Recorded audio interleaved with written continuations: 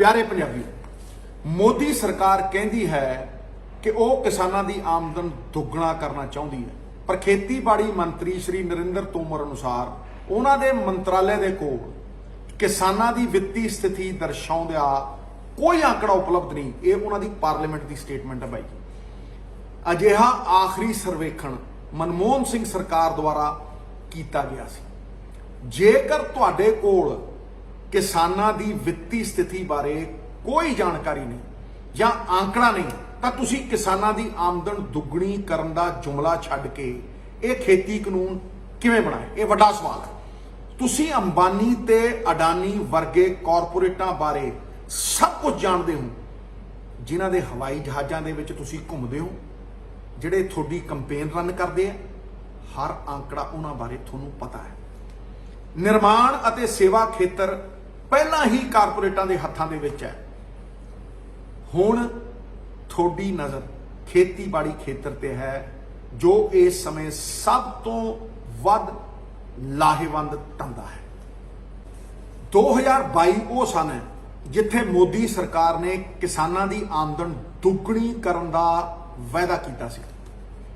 मोदी सरकार द्वारा अज जिहड़ी MSP अनाउंस की गई है, वो 12 सालों नूं अगर देखा जाए सब तो घट 2% भाव 40 रुपये वाधा किया गया है। हुण मैं लागत ते आउणा। जदों तुसीं लागत नूं देखदे हो ते अप्रैल 2020 दे विच डीजल का रेट 63 रुपये प्रति लीटर सी। मौजूदा दर 92 रुपये प्रति लीटर, यानी कि जिहड़ी लागत वधी है वो डीजल के उत्ते कल्ले 48% एक साल दे विच। मैनूं नहीं लगता कि जदों देश आजाद होया किसी एक साल दे विच 30 रुपये डीजल वधिया होवे। चलो सरदार मनमोहन सिंह की सरकार सी 2014 च और मोदी सरकार आई है तो डीजल के रेट 50 तो थोड़े जिहे उत्ते 53 रुपये सी। हुण सरों के तेल के उत्ते आने हैं, और ये सारिया लागतां ने जिहड़ियां किसान के उत्ते रोजमर्रा की जिंदगी दे विच पैंदियां ने। सरों का तेल 174% महंगा एक साल दे विच, हैरानी जो। DAP 140% महंगा खाद। सूरजमुखी का तेल 170% महंगा एक साल दे विच। LPG का सिलेंडर वीरो 9 महीनों के 190 रुपए का वाधा। जिस अनुपात के नाल वस्तां की कीमत के वाधा होया है कि किसानों की आमदन के उसे अनुसार के नाल वाधा होया है। दरअसल ये 3 खेती कानून अंबानी अते अडानी नूं मुनाफा देने के लिए लियाते गए है, और यही असल सच है। 90% आबादी नूं नज़रअंदाज करके, जिहदे च किसान, मजदूर ते छोटे व्यापारी होंदे।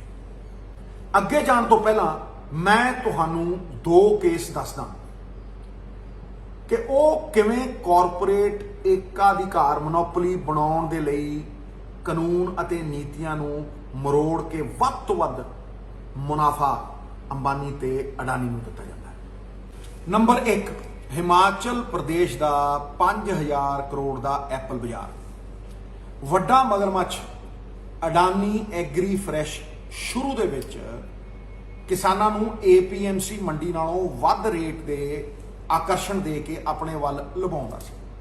खरीद दे विच ज्यादा रेट दे के किसान उहदे वल आकर्षित होए, ते कुछ ही अरसे बाद जदों छोटे व्यापारी मर गए ते अडानी साहब ने 12 तो 72 रुपये रेट सिੱਟਾ मोनोपली बना के, ते उही अगे 250 रुपए तो वध प्रति किलो की दर दे नाल वेचिया।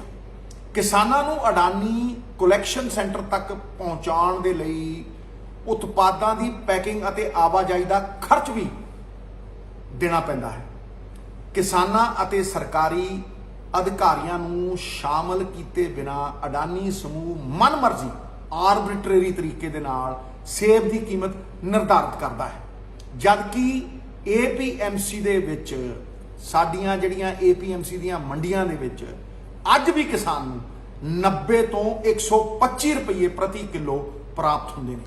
अडानी समूह नूं मोदी सरकार वल्लों नियंत्रित माहौल CA विच कोल्ड स्टोरां ਸਬਸਿਡੀ ਦਰਾਂ ਦੇ ਸਥਾਪਿਤ ਕਰਨ ਦੇ ਲਈ ਜ਼ਮੀਨ ਸਸਤੀ ਦਿੱਤੀ ਗਈ ਅਤੇ ਸਰਕਾਰ ਵੱਲੋਂ 75% ਸਬਸਿਡੀ ਪ੍ਰਾਪਤ ਕਰਨ ਲਈ ਨੀਤੀ ਨੂੰ ਹੀ ਤੋੜ ਮੋੜ ਦਿੱਤਾ ਗਿਆ। ਬਾਕੀ 25% ਬੈਂਕਾਂ ਤੋਂ ਲੈ ਕੇ ਬਿਨਾਂ ਕੁਝ ਖਰਚੇ ਅਡਾਨੀ ਸੇਬਾਂ ਦੀ ਮਾਰਕੀਟ ਨੂੰ ਪੂਰੀ ਤਰ੍ਹਾਂ ਕੰਟਰੋਲ ਕਰ ਰਿਹਾ ਹੈ ਔਰ ਹਰ ਨੀਤੀ ਇਹਨਾਂ ਦੇ ਮੁਨਾਫੇ ਦੇ ਲਈ ਬਣਾਈ ਜਾਂਦੀ ਹੈ। ਨੰਬਰ 2, ਸਰੋਂ ਦਾ ਤੇਲ। ਜਿਨ੍ਹਾਂ ਨਿਯਮਾਂ ਦੀ ਸਿਫਾਰਿਸ਼ FSSAI ਨੇ ਕੀਤੀ ਹੈ ਉਹਨਾਂ ਵਿੱਚ ਸ਼ਾਮਿਲ ਹੈ ਕਿ ਬਹੁ ਸਰੋਤ ਖਾਣ ਵਾਲੇ ਤੇਲ ਨੂੰ ਖੁੱਲਾ ਨਾ ਵੇਚਿਆ ਜਾਏ। ਇਹ ਨਿਰਦੇਸ਼ ਜਾਰੀ ਕੀਤੇ ਗਏ। ਪਹਿਲਾਂ ਤੁਸੀਂ ਦੇਖਿਆ ਹੋਣਾ ਕਿਸਾਨ ਵੀਰ ਖੁੱਲਾ ਸਰੋਂ ਦਾ ਤੇਲ ਵੇਚਦੇ ਵੀ ਸੀ, ਕਢਾਉਂਦੇ ਵੀ ਸੀ, ਘਰ ਨੂੰ ਵੀ ਲਿਜਾਂਦੇ ਸੀ। ਸਿਰਫ AG ਮਾਰਕ ਦੇ ਅਧੀਨ ਵਿਕਰੀ ਹੋਵੇਗੀ, ਇਹ ਨਿਰਦੇਸ਼ ਜਾਰੀ ਕੀਤਾ। ਪਿਛਲੇ ਸਾਲ ਸਰੋਂ ਦੇ ਤੇਲ ਦੀ ਮੰਗ ਅਤੇ ਸਪਲਾਈ ਇੱਕ ਸਮਾਨ ਸੀ। ਸਪਲਾਈ ਵੀ ਉਨੀ ਸੀ ਤੇ ਡਿਮਾਂਡ ਵੀ ਉਨੀ ਸੀ, ਇਹਦੇ 'ਚ ਕੋਈ ਫਰਕ ਨਹੀਂ ਪਿਆ। ਫਿਰ ਵੀ ਸਰੋਂ ਦੇ ਤੇਲ ਦੀ ਕੀਮਤ 174% ਵਧੀ ਇੱਕ ਸਾਲ ਦੇ ਵਿੱਚ। ਮੂੰਗਫਲੀ ਦੇ ਤੇਲ ਦੀ ਕੀਮਤ 180% ਵਧੀ ਇੱਕ ਸਾਲ ਦੇ ਵਿੱਚ। ਹੁਣ ਅਡਾਨੀ ਇਲਮਾਰ ਸਮੂਹ ਨੇ ਬਾਜ਼ਾਰ ਵਿੱਚ 4.5 ਕਰੋੜ ਰੁਪਏ ਇਕੱਠੇ ਕਰਨ ਲਈ ਆਪਣਾ ਪਹਿਲਾ IPO ਲਾਂਚ ਕਰ ਦਿੱਤਾ ਹੈ। ਮਤਲਬ ਲੋਕਾਂ ਤੋਂ ਪੈਸੇ ਲਊਗਾ ਬਗੈਰ ਆਪਣਾ ਇੱਕ ਵੀ ਪੈਸਾ ਲਾਏ। ਜੇ ਘਾਟਾ ਤੇ ਲੋਕਾਂ ਦਾ, ਜੇ ਵਾਧਾ ਤੇ ਅੰਬਾਨੀ ਸਾਹਿਬ ਦਾ। ਮਾਲ ਲੋਕਾਂ ਦਾ, ਮਸ਼ਹੂਰੀ ਅਡਾਨੀ ਦੀ ਕੰਪਨੀ ਦੀ। ਇਸੇ ਤਰ੍ਹਾਂ ਉਹਨਾਂ ਨੇ ਖੇਤੀ ਖੇਤਰ ਵਿੱਚ ਅੰਬਾਨੀ ਤੇ ਅਡਾਨੀ ਦਾ ਮੋਨੋਪੋਲੀ ਕਾਇਮ ਕਰਨ ਦੇ ਲਈ 3 ਖੇਤੀ ਕਾਨੂੰਨ ਲਿਆਂਦੇ। ਇਹਨਾਂ ਖੇਤੀ ਕਾਨੂੰਨਾਂ ਨੂੰ ਸਮਝਣ ਦੇ ਲਈ ਸਾਨੂੰ 2014 ਵਿੱਚ ਵਾਪਸ ਜਾਣਾ ਪਵੇਗਾ। ਅਗਸਤ 2014 ਸ਼ਾਂਤਾ ਕੁਮਾਰ ਦੀ ਕਮੇਟੀ ਦੀ ਮੀਟਿੰਗ ਕੀ ਰეკਮੈਂਡ ਕਰਦੀ ਹੈ? 4 ਰეკਮੈਂਡੇਸ਼ਨ। ਪਹਿਲਾ, ਪ੍ਰਾਈਵੇਟ ਖਿਡਾਰੀਆਂ ਨੂੰ ਖੇਤੀ ਉਤਪਾਦਨ ਦੀ ਖਰੀਦ ਪ੍ਰਕਿਰਿਆ ਦੇ ਵਿੱਚ ਲਿਆਉਣ ਲਈ FCI ਸਾਰੇ ਖਰੀਦ ਕਾਰਜ ਛੱਡੇ। 2, ਜੇ ਰਾਜ ਸਰਕਾਰ ਦੁਆਰਾ MSP ਦੇ ਉੱਤੇ ਕੋਈ ਬੋਨਸ ਦਿੱਤਾ ਜਾਂਦਾ ਹੈ ਤਾਂ ਕੇਂਦਰ ਸਰਕਾਰ ਕੇਂਦਰੀ ਪੂਲ ਹੇਠਾਂ ਉਸ ਦਾ ਅਨਾਜ ਸਵੀਕਾਰ ਨਹੀਂ ਕਰੇਗੀ। ਇਹ ਬਲੈਕਮੇਲ ਸੀ। ਤੀਜਾ, FCI ਨੂੰ ਸਟੋਰ ਕਰਨ ਦਾ ਕੰਮ ਨਿੱਜੀ ਖਿਡਾਰੀਆਂ ਯਾਨੀ ਅਡਾਨੀ ਨੂੰ ਆਊਟਸੋਰਸ ਕਰਨਾ ਚਾਹੀਦਾ ਹੈ। ਰਿਕਮੈਂਡੇਸ਼ਨ ਹੈ। ਚੌਥੀ, ਕਮੇਟੀ ਸੁਝਾਅ ਦਿੰਦੀ ਹੈ ਕਿ ਕੇਂਦਰ ਨੂੰ PDS ਸਿਸਟਮ ਦੇ ਅਧੀਨ ਜਿਹੜਾ 67% ਗਰੀਬ ਸਬਸਿਡਾਈਜ਼ ਰੇਟ ਦੇ ਉੱਤੇ ਫੂਡ ਸਿਕਿਉਰਿਟੀ ਦੇ ਤਹਿਤ ਖਾਣਾ ਅੰਨ ਪਾਣੀ ਲੈਂਦਾ ਸੀ, ਉਹਦੀ ਆਬਾਦੀ ਨੂੰ ਮੁੜ ਵਿਚਾਰ ਕੇ 40% ਘਟਾ ਕੇ 27% ਲੋਕਾਂ ਨੂੰ, ਗਰੀਬੀ ਰੇਖਾ ਵਾਲਿਆਂ ਨੂੰ ਇਹ ਜਿਹੜਾ PDS ਮਿਲਦਾ ਹੈ ਇਹ ਬੰਦ ਕੀਤਾ ਜਾਵੇ। ਇਹਦਾ ਨਾ ਕੋਈ ਆંકੜਾ ਹੈ, ਨਾ ਕੋਈ ਰਿਕਾਰਡ ਹੈ ਤੇ ਨਾ ਕੋਈ ਫਿਗਰਸ ਨੇ ਜਿਸ ਤਹਿਤ ਇਹ ਪਤਾ ਲੱਗੇ ਕਿ ਕੌਣ ਅਮੀਰ ਹੈ ਤੇ ਕੌਣ ਗਰੀਬ ਹੈ। ਇਹਦਾ ਕੋਈ ਰਿਕਾਰਡ ਨਹੀਂ। ਨੰਬਰ 5, ਇਹਨਾਂ ਸਿਫਾਰਿਸ਼ਾਂ ਨੂੰ ਪੜ੍ਹੋ ਅਤੇ ਇਸ ਦੀ ਤੁਲਨਾ ਮੌਜੂਦਾ ਖੇਤੀ ਕਾਨੂੰਨਾਂ ਅਤੇ FCI ਦੀ ਹਾਲਤ ਦੇ ਨਾਲ ਕਰੋ।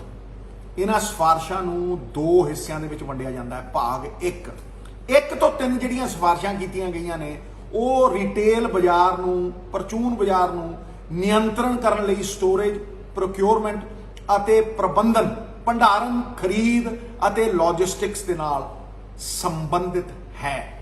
ਭਾਗ B, ਚੌਥੀ ਸਿਫਾਰਿਸ਼ ਰਿਟੇਲ ਬਾਜ਼ਾਰ ਦੇ ਨਿਯੰਤਰਣ ਦੇ ਨਾਲ ਸੰਬੰਧਿਤ ਹੈ ਕਿ ਪਰਚੂਨ ਦੇ ਵਿੱਚ ਜਿੱਥੇ ਜਿੱਥੇ ਸਮਾਨ ਵਿਕਦਾ ਹੈ ਉਹਦੇ ਨਾਲ ਸੰਬੰਧਿਤ ਹੈ।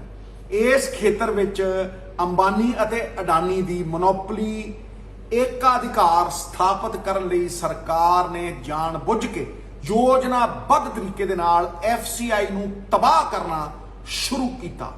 FCI ਦੀ ਆਪਣੀ ਕੋਈ ਆਮਦਨ ਨਹੀਂ ਅਤੇ ਉਹ ਕੇਂਦਰ ਸਰਕਾਰ ਤੇ ਪੂਰੀ ਤਰ੍ਹਾਂ ਨਿਰਭਰ ਹੈ। ਸਰਕਾਰ ਨੇ 2015 ਤੋਂ 19 ਦੇ ਸ਼ਾਸਨ ਦੌਰਾਨ ਬਜਟ ਵਿੱਚ ਭੋਜਨ ਸਬਸਿਡੀ, ਫੂਡ ਸਿਕਿਉਰਿਟੀ ਲਈ ਲੋੜੀਂਦਾ ਫੰਡ ਨਹੀਂ ਦਿੱਤਾ, ਜਿਸ ਕਾਰਨ FCI ਨੂੰ ਵੱਧ ਵਿਆਜ ਦਰਾਂ ਉੱਤੇ ਹੋਰ ਸਰੋਤਾਂ ਤੋਂ ਕਰਜ਼ਾ ਲੈਣ ਲਈ ਮਜਬੂਰ ਹੋਣਾ ਪਿਆ। ਨਤੀਜਾ, ਮੋਦੀ ਸਰਕਾਰ ਦੇ ਪਿਛਲੇ 5 ਸਾਲਾਂ ਦੌਰਾਨ FCI ਦਾ ਕਰਜ਼ਾ 3 ਗੁਣਾ ਹੋ ਗਿਆ। 1965 ਤੋਂ ਵੀਰੋ 2014 ਤੱਕ, 1965 ਤੋਂ 2014 मतलब 50 ਸਾਲਾਂ ਦੇ ਵਿੱਚ ਕਰਜ਼ਾ FCI ਦੇ ਉੱਤੇ 91,000 ਕਰੋੜ ਸੀ ਤੇ ਮੋਦੀ ਸਰਕਾਰ ਦੇ 5 ਸਾਲਾਂ ਦੌਰਾਨ ਇਹ 4 ਲੱਖ ਕਰੋੜ ਰੁਪਈਆ ਹੋ ਗਿਆ।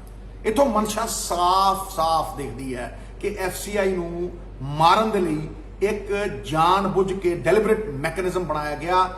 FCI 4 ਕੰਮ ਕਰਦੀ ਹੈ: ਖਰੀਦ, ਭੰਡਾਰ ਅਤੇ ਜਨਤਕ ਵੰਡ ਪ੍ਰਣਾਲੀ PDS ਦਾ ਪ੍ਰਬੰਧ। ਅਡਾਨੀ ਦੀ ਬੰਦਰਗਾਹ 2 ਕਾਰੋਬਾਰ ਉੱਤੇ ਮੋਨੋਪੋਲੀ ਏਕਾਧਿਕਾਰ ਹੈ। ਉਹ ਰੇਲਵੇ ਰੈਕ ਅਤੇ ਅਨੇਕਾਂ ਸਾਈਲੋਆਂ ਦਾ ਮਾਲਕ ਹੈ। ਜੇਕਰ FCI ਢਹਿ ਜਾਂਦਾ ਹੈ ਤਾਂ ਸਟੋਰੇਜ, ਖਰੀਦ ਅਤੇ ਲੌਜਿਸਟਿਕ ਮਤਲਬ ਪ੍ਰਬੰਧਨ ਅਡਾਨੀ ਦੇ ਕੋਲ ਚਲਾ ਜਾਵੇਗਾ। ਰਿਟੇਲ ਅੰਬਾਨੀ ਨੂੰ ਚਲਾ ਜਾਵੇਗਾ। ਪਬਲਿਕ ਸੈਕਟਰ ਖਤਮ ਤੇ ਸਾਰਾ ਮੁਨਾਫਾ ਅਡਾਨੀ ਔਰ ਅੰਬਾਨੀ ਦੇ ਪ੍ਰਾਈਵੇਟ ਸੈਕਟਰ ਦੀ ਜੇਬ ਦੇ ਵਿੱਚ। ਅਡਾਨੀ ਦਾ ਖੇਤੀ ਕਾਰੋਬਾਰ ਬੁਨਿਆਦੀ ਢਾਂਚੇ ਅਤੇ ਲੌਜਿਸਟਿਕਸ ਦੇ ਨਾਲ ਜੁੜਿਆ ਹੋਇਆ ਹੈ, ਜਿਸ ਦਾ ਲਿੰਕ ਪੋਰਟ ਅਤੇ ਟਰਾਂਸਪੋਰਟ ਨੈਟਵਰਕ ਦੇ ਨਾਲ ਪੂਰੀ ਤਰ੍ਹਾਂ ਜੁੜਿਆ ਹੋਇਆ ਹੈ, ਸੰਪੰਨ ਹੈ। ਅੰਤ FCI ਢਹਿ ਜਾਵੇਗੀ ਕਿਉਂਕਿ ਉਹਦੇ ਕੋਲ ਅਦਾਇਗੀ ਕਰਨ ਦਾ ਕੋਈ ਸਮਰੱਥਾ ਨਹੀਂ ਹੈ। ਹੁਣ ਗੱਲ ਕਰੀਏ ਅੰਬਾਨੀ ਦੀ। 2018 ਚ 100% ਪਰਚੂਨ ਦੀ ਰਿਟੇਲ ਦੀ ਖੁੱਲ ਮਿਲੀ। ਅੰਤਰਰਾਸ਼ਟਰੀ ਪੱਧਰ ਤੇ ਫੰਡ ਵਧਾਉਣ ਦੀ ਮਿਲੀ ਭੁਗਤ ਸੀ। 2019 ਦੇ ਵਿੱਚ ਈ-ਕਮਰਸ ਨੀਤੀ ਦੇ ਵਿੱਚ ਬਦਲਾਵ, ਸਾਰੇ ਬਾਜ਼ਾਰ ਉੱਤੇ ਕਬਜ਼ਾ ਹੋਣ ਦੇ ਲਈ, ਤੇ 2020 ਦੇ ਵਿੱਚ ਖੇਤੀ ਕਾਨੂੰਨ ਮੋਨੋਪੋਲੀ ਬਣਾਉਣ ਦੇ ਲਈ ਅੰਬਾਨੀ। FDI ਜਿਹੜੀ ਫੋਰਨ ਡਾਇਰੈਕਟ ਇਨਵੈਸਟਮੈਂਟ ਹੈ, ਵਿਦੇਸ਼ੀ ਲੋਕ ਜਿਹੜੇ ਇਨਵੈਸਟਮੈਂਟ ਕਰ ਸਕਦੇ, ਪਹਿਲਾਂ ਪਰਚੂਨ ਵਿੱਚ ਸਿਰਫ 49% ਦੀ ਆਗਿਆ ਸੀ, ਜਿਸ ਵਿੱਚ 30% ਸਮਾਨ ਸਥਾਨਕ ਪੱਧਰ ਦੇ ਉੱਤੇ ਖਰੀਦਣਾ ਇਹ ਲਾਜ਼ਮੀ ਸ਼ਰਤ ਸੀ ਤਾਂ ਕਿ ਛੋਟੇ ਵਪਾਰੀ ਆਪਣੀ ਦੁਕਾਨਦਾਰੀ ਪਰਚੂਨ ਦੀ ਕਰਦੇ ਰਹਿਣ। ਹੁਣ ਸਥਾਨਕ ਤੌਰ ਤੇ ਜਦੋਂ ਹੀ BJP ਦੀ ਸਰਕਾਰ ਆਈ, ਸਥਾਨਕ ਤੌਰ ਦੇ ਉੱਤੇ ਸਮਾਨ ਖਰੀਦਣ ਦੇ ਲਈ ਕੋਈ ਲਾਜ਼ਮੀ ਸ਼ਰਤ ਨਹੀਂ ਅਤੇ FDI ਵਿੱਚ 100% ਇਜਾਜ਼ਤ ਦਿੱਤੀ ਗਈ ਰਿਟੇਲ ਸੈਕਟਰ ਦੇ ਵਿੱਚ। ਇਹਦਾ ਮਤਲਬ ਸੀ ਕਿ ਜਿੰਨੀਆਂ ਵੱਡੀਆਂ ਮੱਛੀਆਂ ਨੇ ਉਹਨਾਂ ਨੂੰ ਛੋਟੀਆਂ ਨੂੰ ਨਿਗਲਣ ਦੀ ਪੂਰੀ ਤਰ੍ਹਾਂ ਲੀਗਲ ਇਜਾਜ਼ਤ ਹੈ। ਛੋਟੀਆਂ ਨੂੰ ਮਾਰੋ, ਛੋਟੇ ਵਪਾਰੀ ਨੂੰ ਮਾਰੋ ਔਰ ਵੱਡੇ ਇੱਕਾ ਦੁੱਕਾ ਸਥਾਪਿਤ ਕਰੋ। ਦੇਸ਼ ਦੀ ਈ-ਕਾਮਰਸ ਨੀਤੀ ਦੇ ਨਿਰਮਾਤਾ ਅੰਬਾਨੀ ਸਾਹਿਬ ਨੇ। ਨੀਤੀ ਇਸ ਤਰੀਕੇ ਦੇ ਨਾਲ ਡਰਾਫਟ ਕੀਤੀ ਗਈ ਹੈ ਕਿ ਸਭ ਤੋਂ ਵੱਡੇ ਪਲੇਅਰ ਜਿਹੜੇ ਸੀਗੇ ਫੇਸਬੁੱਕ, WhatsApp, ਉਹਨਾਂ ਨੇ 44,000 ਕਰੋੜ ਰੁਪਈਆ ਅੰਬਾਨੀ ਸਾਹਿਬ ਦੀ ਰਿਟੇਲ ਦੇ ਵਿੱਚ ਇਨਵੈਸਟ ਕਰ ਦਿੱਤਾ। ਇਹਦਾ ਪੂਰਾ ਪ੍ਰਮਾਣ ਹੈ ਕਿ ਭਾਈ ਸਾਰੀਆਂ ਨੀਤੀਆਂ ਇਸ ਤਰੀਕੇ ਨਾਲ ਘੜ ਕੇ ਸਾਰੀ ਵਾਗਡੋਰ, ਸਾਰਾ ਪ੍ਰਬੰਧਨ ਜਿਹੜਾ ਆਨਲਾਈਨ ਖਰੀਦਦਾ ਹੈ ਉਹ ਅੰਬਾਨੀ ਸਾਹਿਬ ਨੂੰ ਦਿੱਤਾ ਗਿਆ। ਜਦੋਂ ਤੁਸੀਂ ਫੇਸਬੁੱਕ, WhatsApp ਤੇ ਅੰਬਾਨੀ ਦਾ ਸ਼ੇਅਰ, ਮਾਰਕੀਟ ਸ਼ੇਅਰ ਲਾਓਗੇ ਆਨਲਾਈਨ ਟ੍ਰੇਡਿੰਗ ਦੇ ਵਿੱਚ, ਜਿਹੜਾ ਕਿ ਫਿਊਚਰ ਹੈ ਕਿਉਂਕਿ ਖਰੀਦਦਾਰੀ ਹੁਣ ਆਨਲਾਈਨ ਹੀ ਹੁੰਦੀ ਹੈ, ਉਹ 110 ਕਰੋੜ ਲੋਕਾਂ ਨੂੰ ਇਨਫਲੂਐਂਸ ਕਰਦਾ ਹੈ। ਇਹਦਾ ਮਤਲਬ 90% ਦੇਸ਼ ਦੀ ਆਨਲਾਈਨ ਮਾਰਕੀਟ ਦੇ ਉੱਤੇ ਮੁਕੇਸ਼ ਅੰਬਾਨੀ ਦਾ ਕਬਜ਼ਾ ਨਿਸ਼ਚਿਤ ਕਰਤਾ ਸਰਕਾਰ। ਹੁਣ ਆਈਏ ਅਕਾਲੀ ਦਲ ਦੀ ਭੂਮਿਕਾ ਦੇ ਉੱਤੇ, ਜਿਹੜੇ ਮਗਰਮੱਛ ਦੇ ਆਂਸੂ ਬਹਾ ਰਹੇ ਨੇ। ਜਦੋਂ ਇਹ ਆਰਡੀਨੈਂਸ ਆਏ ਤੇ 1 ਮਹੀਨੇ ਬਾਅਦ 2020 ਦੇ ਵਿੱਚ ਜੁਲਾਈ 'ਚ ਆਲ ਪਾਰਟੀ ਮੀਟਿੰਗ ਚੰਡੀਗੜ੍ਹ ਦੇ ਵਿੱਚ ਹੋਈ ਤੇ ਸਰਦਾਰ ਸੁਖਬੀਰ ਸਿੰਘ ਬਾਦਲ ਨੇ ਮੋਦੀ ਸਰਕਾਰ ਦਾ ਪੂਰੀ ਤਰ੍ਹਾਂ ਪੱਖ ਪੂਰਿਆ, ਟਿਕਾ ਕੇ ਪ੍ਰਸ਼ੰਸਾ ਕੀਤੀ ਔਰ ਉਹਦੇ ਵਿੱਚ ਕਿਸਾਨ ਯੂਨੀਅਨਾਂ ਵੀ ਸੀ ਔਰ ਹਰ ਪਾਰਟੀ ਮੌਜੂਦ ਸੀ। ਜਦੋਂ ਰੈਜ਼ੋਲੂਸ਼ਨ ਪਿਆ ਸੈਂਟਰ ਦੀ ਸਰਕਾਰ ਦੇ ਖਿਲਾਫ ਤਾਂ ਇਹਨੇ ਆਪਣੇ ਆਪ ਨੂੰ ਵਿਡਰਾਅ ਕੀਤਾ। ਇਹ ਤੁਹਾਨੂੰ ਯਾਦ ਕਰਾਉਣਾ ਚਾਹੁੰਦਾ, 3 ਖੇਤੀਬਾੜੀ ਕਾਨੂੰਨ ਸੁਖਬੀਰ ਸਿੰਘ ਬਾਦਲ ਨੇ ਸੀਨੀਅਰ ਲੀਡਰਸ਼ਿਪ ਸਮੇਤ ਪ੍ਰੈਸ ਕਾਨਫਰੰਸਾਂ ਕੀਤੀਆਂ ਅਤੇ ਖੁੱਲ੍ਹੇਆਮ ਖੇਤੀ ਕਾਨੂੰਨਾਂ ਦੀ ਪ੍ਰਸ਼ੰਸਾ ਕੀਤੀ। 3 ਸਤੰਬਰ 2020 ਨੂੰ ਪ੍ਰਕਾਸ਼ ਸਿੰਘ ਬਾਦਲ ਨੇ ਮੋਦੀ ਸਰਕਾਰ ਦੇ ਪੱਖ ਦੇ ਵਿੱਚ ਆਪਣਾ ਵੀਡੀਓ ਅਪਲੋਡ ਕੀਤਾ, ਜਨਤਕ ਹੈ, ਕੋਈ ਵੀ ਦੇਖ ਲਵੇ। ਤੇ ਫਿਰ ਖੇਤੀ ਕਾਨੂੰਨ 7 ਸਤੰਬਰ 2020 ਹਰਸਿਮਰਤ ਬਾਦਲ ਨੇ ਸੋਸ਼ਲ ਮੀਡੀਆ ਤੇ ਆਪਣਾ ਵੀਡੀਓ ਅਪਲੋਡ ਕੀਤਾ ਔਰ ਖੇਤੀ ਕਾਨੂੰਨਾਂ ਦੀ ਡਟ ਕੇ ਪ੍ਰਸ਼ੰਸਾ ਕੀਤੀ। ਇਹ 3 ਸਤੰਬਰ ਨੂੰ 7 ਸਤੰਬਰ ਨੂੰ ਕਰ ਰਹੀ ਹੈ ਤੇ 17 ਸਤੰਬਰ ਨੂੰ ਹਰਸਿਮਰਤ ਬਾਦਲ ਅਸਤੀਫਾ ਦਿੰਦੀ ਹੈ। ਉਹ ਅਸਤੀਫਾ ਮਜਬੂਰੀ ਦੇ ਵਿੱਚ ਲੋਕਾਂ ਦੇ ਡਰ ਤੋਂ ਦਿੱਤਾ ਗਿਆ, ਉਹ ਕੋਈ ਸਵੈ ਇੱਛਾ ਦੇ ਨਾਲ ਦਿੱਤਾ ਗਿਆ ਅਸਤੀਫਾ ਨਹੀਂ ਸੀ। ਕਿਉਂਕਿ ਜਦੋਂ ਆਰਡੀਨੈਂਸ ਹੋਏ ਉਸ ਤੋਂ 6 ਮਹੀਨੇ ਤੱਕ ਤਾਂ ਤੁਸੀਂ ਤਾਰੀਫਾਂ ਹੀ ਕਰਦੇ ਰਹੇ ਹੋ ਇਹਨਾਂ ਦੀਆਂ, ਤੇ ਬਾਅਦ ਦੇ ਵਿੱਚ ਜਦੋਂ ਦੇਖਿਆ ਵੀ ਲੋਕ ਹੁਣ ਬਾਹਰ ਨਹੀਂ ਨਿਕਲਣ ਦਿੰਦੇ ਤੇ ਮਜਬੂਰੀ ਦੇ ਵਿੱਚ ਤੁਸੀਂ ਅਸਤੀਫਾ ਦਿੱਤਾ। ਮੈਂ ਇਸ ਤੋਂ ਵੀ ਅੱਗੇ ਜਾਣਾ, ਹਰਸਿਮਰਤ ਬਾਦਲ ਨੇ 3 ਥਾਵਾਂ ਦੇ ਉੱਤੇ ਦਸਤਖਤ ਕੀਤੇ ਹੈ ਜਿਹੜੇ ਕਿ ਆਮ ਲੋਕਾਂ ਨੂੰ ਮੈਂ ਅਵਗਤ ਕਰਾਉਣਾ ਚਾਹੁੰਦਾ ਸਮਰਥਨ ਦੇ ਵਿੱਚ ਇਹਨਾਂ 3 ਖੇਤੀ ਕਾਨੂੰਨਾਂ ਦੇ। ਪਹਿਲੀ ਵਾਰ ਫੂਡ ਪ੍ਰੋਸੈਸਿੰਗ ਮੰਤਰੀ ਵਜੋਂ ਬਿੱਲ ਦੇ ਖਰੜੇ ਦੇ ਉੱਤੇ ਹਰਸਿਮਰਤ ਬਾਦਲ ਨੇ ਸਾਈਨ ਕੀਤੇ। ਦੂਜੀ ਵਾਰ ਕੈਬਨਿਟ ਦੇ ਵਿੱਚ ਜਦੋਂ ਆਰਡੀਨੈਂਸ ਆਇਆ ਉਦੋਂ ਸਾਈਨ ਕੀਤੇ। ਤੀਜੀ ਵਾਰ ਕੈਬਨਿਟ ਵਿੱਚ ਜਦੋਂ ਬਿੱਲ ਬਣ ਕੇ ਸਾਹਮਣੇ ਆਇਆ ਉਦੋਂ ਸਾਈਨ ਕੀਤੇ। ਜੇ ਉਹ ਖੇਤੀ ਕਾਨੂੰਨਾਂ ਦੇ ਵਿਰੋਧ ਹੀ ਕਰਦੀ ਸੀ ਤਾਂ ਉਹ ਅਸਹਿਮਤੀ ਨੋਟ ਕਿਉਂ ਨਹੀਂ ਛਾਪਿਆ, ਉਹ ਡਿਸੈਂਟ ਨੋਟ ਅੱਜ ਕਿਉਂ ਜਨਤਕ ਨਹੀਂ ਕਰਦੇ?